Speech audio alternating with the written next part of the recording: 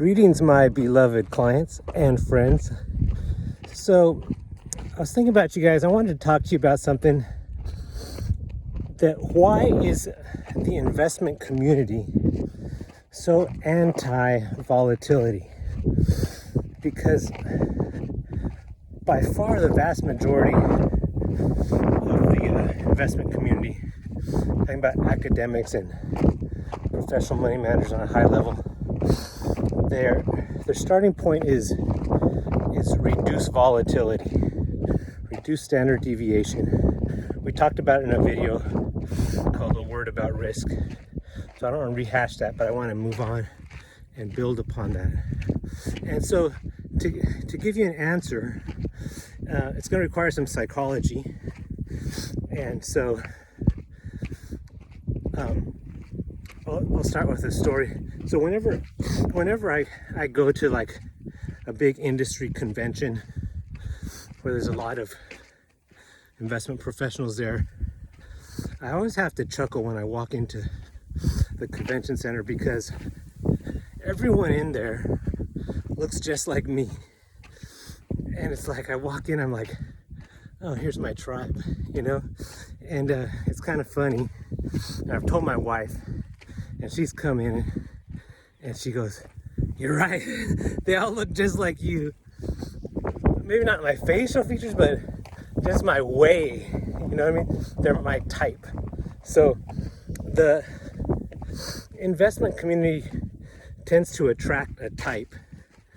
And to describe that type, think about, go back to high school and lunchtime, and people grouped up, right? There was the jocks and the popular kids and the nerds and the rockers, and in my high school there was, you know, the stoners and the punkers and stuff like that, in different groups, right? And what group was I in? Well, I played sports, you could say. The sport I played was academic decathlon, right? I was the nerdy guy, the math guy. And that was kind of the group that tends to get drawn to the stock market, because at first appearance, the market looks like it's a numbers place. I mean, it spins off a lot of data and a lot of numbers and stuff that you could regress using calculus or put on a spreadsheet or, you know, build formulas around, right? So it tends to draw that group, and that group tends to be very comfortable, more so with numbers than even people, you know, because of the comfort in the precision and the uncertainty around numbers and equations and that type of thing. Well, but guess what? The market looks like it's a numbers place, but it's really not. And let me explain that. So there was another group on that high school campus, was the drama kids, right? The kids that were into drama and acting and singing and dancing. And those kids, and those two groups, the math kids and the drama kids, there wasn't a ton of overlap between those two groups, right? It's either you're one or the other. Either you like the precision and the numbers, or you like the creativity and the openness and the freedom and uncertainty of drama and the arts. So there wasn't a lot of overlap. And so the market kind of reminds me of this time I was watching, my wife wanted me to watch this movie. It was called A Knight's Tale with Heath Ledger. And it was about knights and jousting and horses and stuff like that. I said, oh, cool, I'll watch that movie. I started watching, I'm like, hey, wait a minute. This is a chick flick. It was a chick flick in disguise, right? And that's like the stock market. It looks like it's a place for numbers, guys, but it's really drama. The stock market is drama. fear and greed and passion and manic and depressive and comedy and tragedy. That's the nature of the stock market. And the numbers guys aren't really comfortable with that, right? So what do? Once they realize that, hey, they got fooled, this isn't a numbers place, it's a drama place, they try to get the drama out of the stock market. They try, because they're not comfortable with drama. It messes up their formulas and their strategies and their algorithms. The error number is too high and the confidence intervals are too low, to speak like a math nerd. But so they try to take the drama out of the market, and in doing so, they're going to kill the soul of the market, and they're going to relegate themselves to low returns, because the market there is drama, there is volatility, there are ups and downs. And if you take that out, like one way they'll try to take it out, an example is an index annuity. They say you get the upside of the market with no downside, right? Take the drama out of the market. Well, when they say upside, they mean about 20% of the upside. And over time, those types of investments, they'll get, your worst return is 0, but your average return is going to be 4-ish at best, which will give you a very mediocre, unspectacular type of retirement. Probably might not even keep up with inflation. But it's an attempt to take the drama out of the market, and it doesn't work, right? You have to understand what the market is and accept the fact that it is dramatic. And the other way they'll try to take the drama out of the market is say, well, what we got to do is be broadly diversified and have non-correlated assets, meaning stuff that when this one tends to go up, that one tends to go down. And by having, you're always going to have something winning, but by the other side of that argument is you're always going to have something losing. And same thing, over time, that type of broadly diversified portfolio that has stocks and bonds and real estate and alternatives and commodities and international and large cap and small, and you have a little bit, you pretty much own the whole market, and the whole market grows at the rate of global GDP, and you're looking at 6 to 8% returns at best. And those portfolios tend to have a lot of management fees built in and multi-layers. So you try to take the drama out of the market, and you're going to relegate yourself to low returns in the 4 to 8% range at best, and a mediocre retirement at best. And so you got to let the market be the market, which is dramatic and volatile. And if you can be comfortable with that, you could unlock the door to above market returns, right?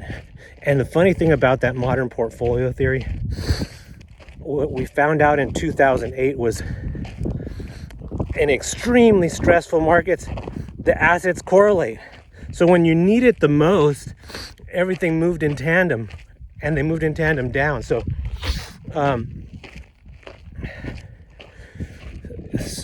so much for that. I mean, like I said, yeah, that's a 4 to 8% return, long-term average at best.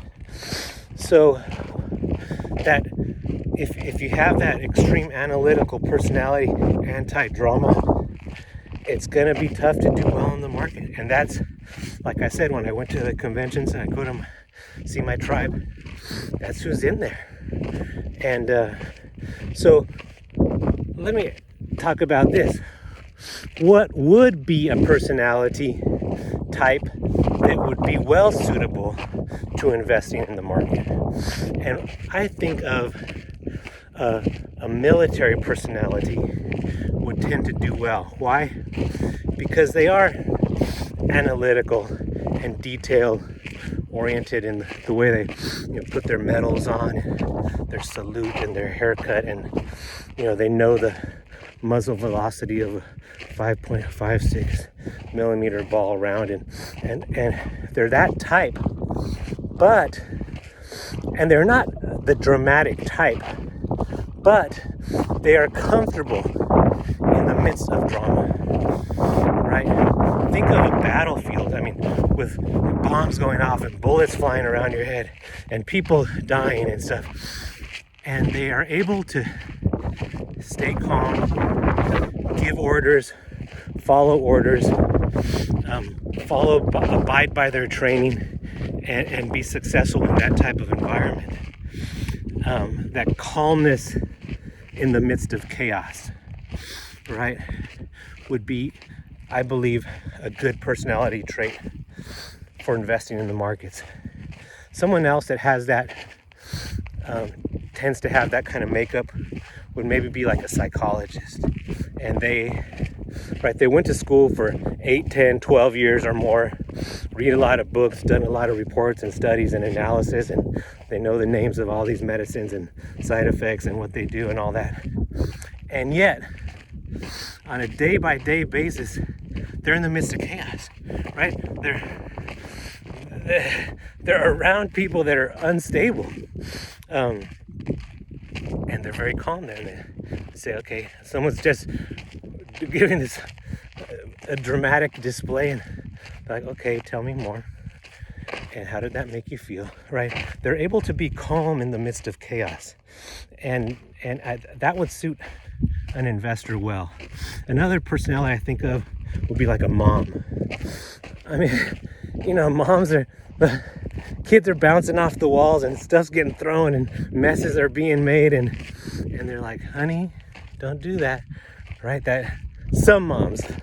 Other moms need Vicodin or Valium or Percocet or whatever it is.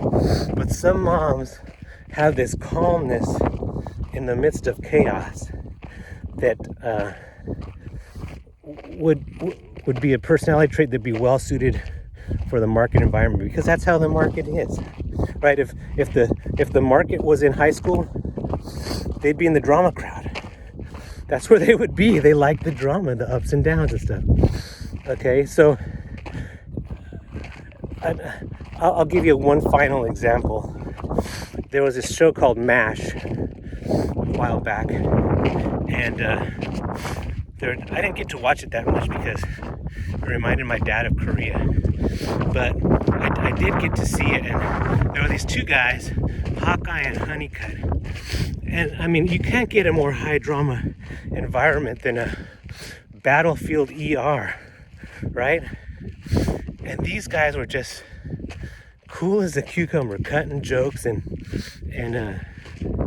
just calm in the midst of chaos. And that's what you need to be, I believe, a successful market participant.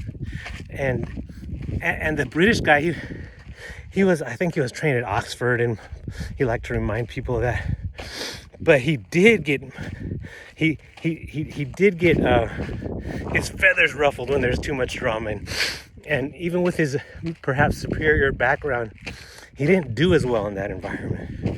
And Hot Lips Houlihan, she was kind of dramatic too. And so when you're investing in the markets and analyze yourself and say, well, what kind of category am I in? What group was I in high school? And is that going to serve me well or not in investing? I'm not saying change your personality, but say, when I am looking at my statement or investing, making investment decisions, or following investment recommendations, maybe I can embrace more of that Hawkeye and Honeycutt persona, and I think it will still serve me well if you can, right? Because if you could be calm when the market is panicking, you can pick up some great bargains. And it works on the other end. It's like when the market's in euphoria, you can say, you know what, I think it's time for me to walk away from this party. It's tough to do, and I felt that feeling in my gut, like this is very difficult. But I recognize that feeling. I say, you know what? That's usually the feeling when I make the right decision, and keep that calm in the midst of chaos. And if you do, let the market be itself, not try to strip out the drama out of it, but learn to live with it. It could reward you with above market returns in the 16, 20, 24 range, etc. And we try to keep that type of